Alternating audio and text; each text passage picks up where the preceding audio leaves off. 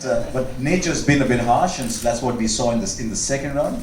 So how's Australia gearing up, because you sort of control tourism? It has been a bit of a tough summer in that sense, Harsha. You know, bushfires are something that happen in Australia each and every year. We all grew up with them, but this year it came with a little more intensity than we have experienced before, and obviously we are incredibly grateful for the show of support from the rest of the world.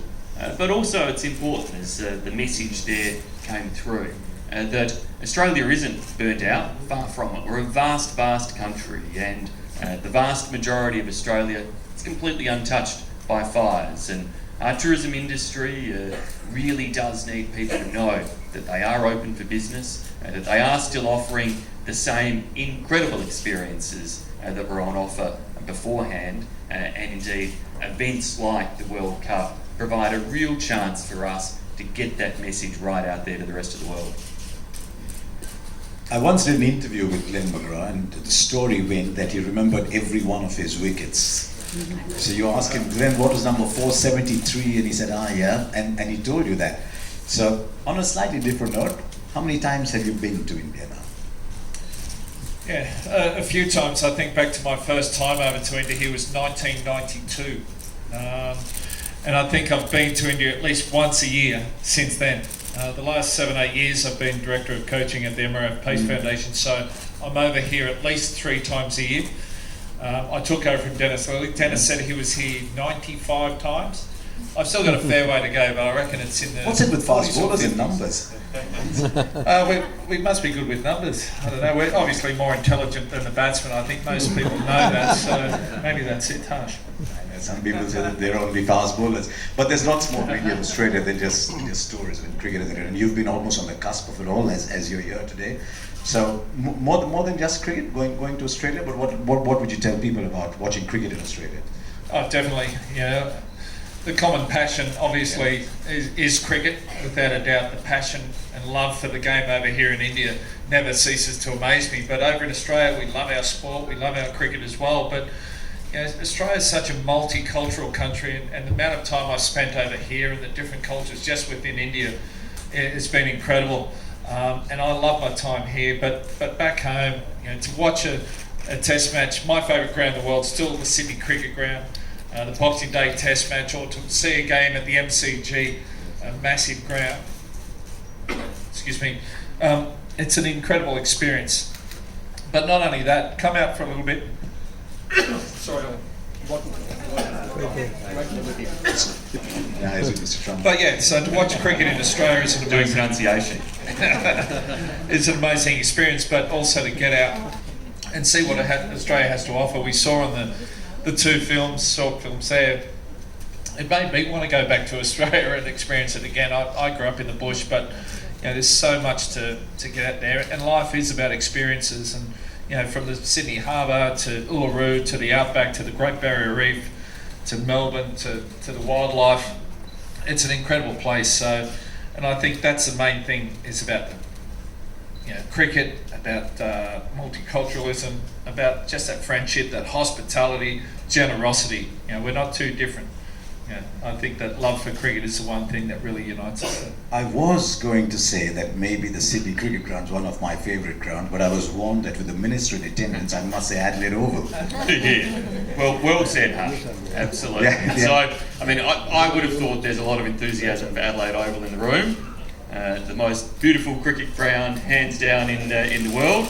Thrilled to see that the now largest cricket ground in the world here in India was also indeed designed by an Australian architectural firm. So making sure that even as somebody outgrows the MCG, we still keep an Australian edge in it. But as Pip said, I've been to Australia a few times. It's a completely different experience going to Australia and watching cricket. The stadiums are magnificent.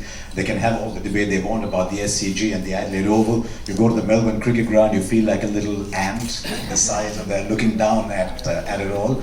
But there's a lot of passion to cricket in Australia, but a little differently from the way it is in India. I remember Sachin saying it, and then Virat said it afterwards as well, that when you go to Australia to play a test series, you don't just play against the Australian team or the bowler, you play against the whole country. But I've noticed one thing about going to Australia: they come hard at you, you come hard at them. They respect you. You've got a great relationship going after that, and that's why I've enjoyed going to Australia over the years. There's a different kind of mateship that develops when you go to Australia, when they start to respect you because you got to come back at them, and that's why you'll find that they enjoy people who come and play hard against the Aussies. It's interesting. You play well against the Aussies and they become friends with you. I've discovered that a little bit with my experience in the commentary box as well. Every city that's going to be hosting this has a cricket ground that's got a culture of its own, but it's also a city that's got a culture of its own. You're going to Adelaide, you go down the road up to Barossa, and that's a completely different world there. Sydney Cricket Ground, I still remember, thanks to Nishant and Tourism Australia, I went on a seaplane over Sydney. And I wondered why the English got it wrong all those years ago. They should come here and stay back. That's a different story. Melbourne with the Yarra as well. So it's a good time to ask Bob. There's the entire Tourism Australia board here. So obviously you've got big plans. Look, we do, and I think Glenn and the Minister articulated it incredibly well. It's such an exciting proposition for us, the opportunity that is the visitation out of India.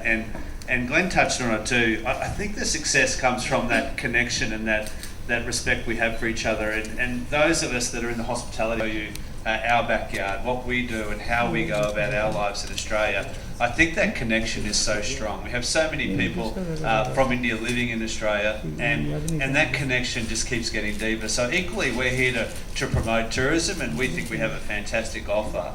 Equally, what's happening at the same time is there's more Australians visiting India, and this is fantastic. It builds those connections, those relationships. It builds that affinity for what you can experience in Australia. So whilst we can promote it through billboards and beautiful imagery of our wonderful animals and wildlife, I think the things that people come back for is that connection and that warm welcome that people receive when they come to Australia. So it can be watching the cricket and it can be competitive, but I think the take home for most people is that they enjoyed the experience because they were welcomed so warmly, and we genuinely want to have people, and particularly out of this market, we genuinely want to make that connection because I think there's so much benefit for both. World Cup of 2015, but it's not just cricket. We're going to be talking cricket largely today because of 2 World Cups here, but that very unique Aussie phenomenon that I haven't got my head around. I only got to see one game and enjoyed it. Aussie rules football. I'm told I must talk about the Crows today. You are very well briefed today, Harsha. Well done. Is it pleasant talking about the Crows? Ask me in September this year as to whether this year is better than last year, but it can't be much worse than last year. I thought Glenn had you had a different point. Dan's internal city sporting rivalries in Australia, we are very much a mixed marriage household. Now, I was at the World Cup of 2015. It was a wonderful experience, but these 2 World Cups, Australia's gone out of the way to make it special? We sure have, as obviously Pip and I both referenced, the focus on making sure that the Women's World Cup is given the rightful billing as an event of its own, with its own absolute importance and characteristics, and the enthusiasm we're seeing in Australia and in coverage happening around the world. And I've noticed this week as I dash from one hotel function room to another hotel function room to undertake meetings and events, the television screen on, and it's absolutely putting those images of the Women's World Cup matches right back here into India as they are right around the world. And it's just fantastic at present, and as we both referenced, we're determined to make sure that world record is broken in terms of attendance. Making sure that in terms of putting on cracking events is one thing, but also then encouraging the visitors to come and just have an amazing time as they don't just tour around those events, but they get out and understand all else that Australia has to offer as well. I'm not even going to go there because India played 4 test matches later in the year against a stronger Australian side than when we were last there. But the women's program, along with your charities as well, and that's not strictly with women's cricket, but it's been something close to you that I know, and I know that there's more women playing cricket in Australia now, more girls playing cricket in Australia now than ever before. Yeah, no, it's great to see the standalone World Cup, and the response to it's been very good. We saw earlier on in the summer in Australia the first time the Women's Big Bash League was a standalone tournament, and the amount of people that came and supported that at the grounds and at home watching on the broadcast was incredible. So it's great to see. It means this game's healthy. What we need is young people coming through playing it, young boys and young girls, and there's that pathway for young girls to go through and play. I grew up in a small country town, and there was a couple of girls that enjoyed cricket, but they had to play in the boys' teams. You know, that's no longer the way it goes. They've got their own, you know, the girls are coming up, they've got their own pathways, and I think it's great to see the cricket that's being played by the Australian women. They're number one in the world. It's brilliant. You know, the Indian women's team are playing some quality cricket as well. So I'm hoping for an India-Australia World Cup final in both the women's and the men's. I think that would be pretty good. Harsh, you mentioned that when you play in Australia, not only do you play the team, you play the crowd as well. Let me tell you, when India come and play in Australia, it's like India playing at home ground advantage. Yeah. The noise, if you've got the same amount of Indians in the crowd as you have Australians, you would have thought there was 10 times more Indians. Just the noise and the energy and the passion is incredible, and you know, just the support they receive is amazing. So I'm looking forward to seeing how the Women's World Cup finishes up. You know, the men's later on in the year, and then the Test series in Australia. It's going to be a big one. So you know, I think there's no perfect time to see, you know, Indians continue that friendship and that mateship that we've created over a long time, and you know, continue to grow. We've got a sound, as you know, Glenn. I mean, I saw pictures of Bogle Valley there. I'd gone to Bogle Valley. I got spooked by the silence.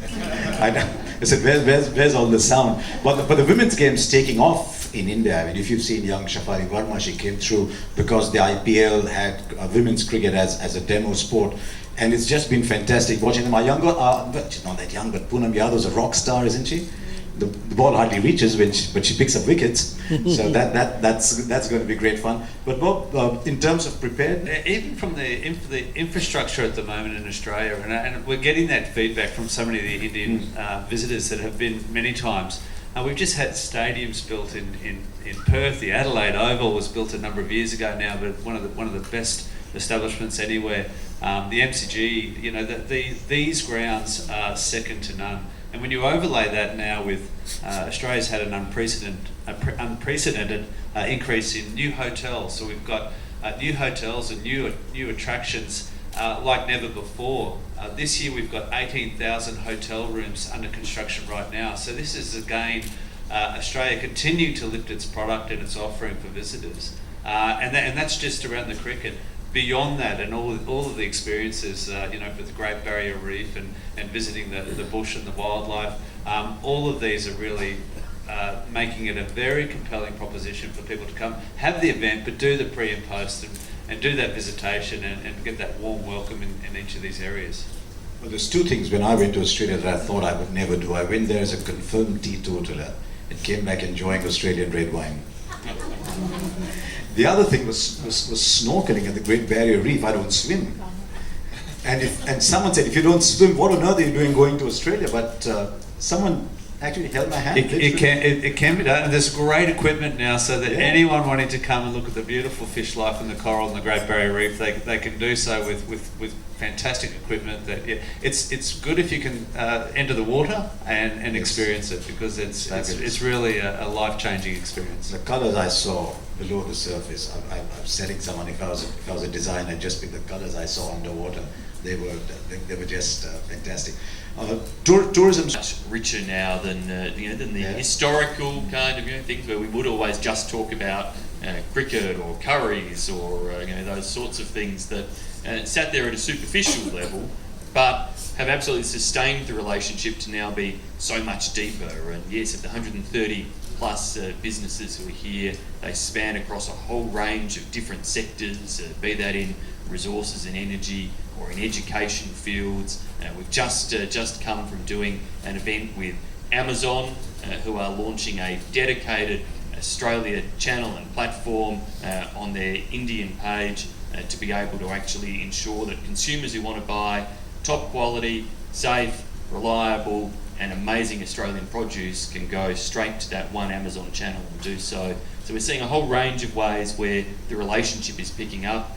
Record numbers now of Indian students in Australia, but also in terms of where we run what's called our New Colombo Scholarship Plan to help fund Australian students to go and study abroad, India is one of the most popular destinations for them to do so. So it really is a growing two-way relationship, and that's exactly as we want it to be. Building into the Australian experience, having those Indians there that know, what the best beach is just around the corner, or what the best restaurant is. And we've just launched a campaign in Australia about holidaying home and exploring, your own backyard. And what better voice to have as the Indian population living there. And many of them are students. And when their friends and relatives visit them, they have they have those secret spots, and they have a deep understanding of what it is to experience, a weekend away in Australia or a week-long holiday in Australia. So through those people, we can really make sure that the visitors are getting the very best experience. And that's what we